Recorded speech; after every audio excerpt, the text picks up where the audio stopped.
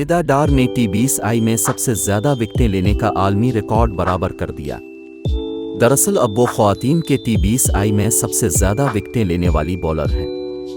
पाकिस्तान की ऑलराउंडर निदा डार ने इतवार को वेस्ट इंडीज़ के खिलाफ विमेंस T20 वर्ल्ड कप के मैच में पारल के बोलानट पार्क में बाउलिंग करके आलमी रिकॉर्ड बराबर कर दिया। डार ने दुरुस्त ऑफ स्पिन के 4 ओवर्स में 13 रन्स देकर 2 विकेटें लेकर वेस्ट इंडीज़ की साबिक खिलाड़ी अनीसा मोहम्मद के ख़वातीन के T20 इंटरनेशनल में 125 विकेटों के रिकॉर्ड की बराबरी की। निदा डार दाएं हाथ की ऑफ ब्रेक बॉलर अब अपने T20I करियर में 125 विकेटें ले चुकी हैं। 36 साला खिलाड़ी ने ऑस्ट्रेलियाई स्टार्स मेगन शट और एलिस पेरी को पीछे छोड़ दिया है, क्योंकि उनके नाम 122 विकेटें हैं।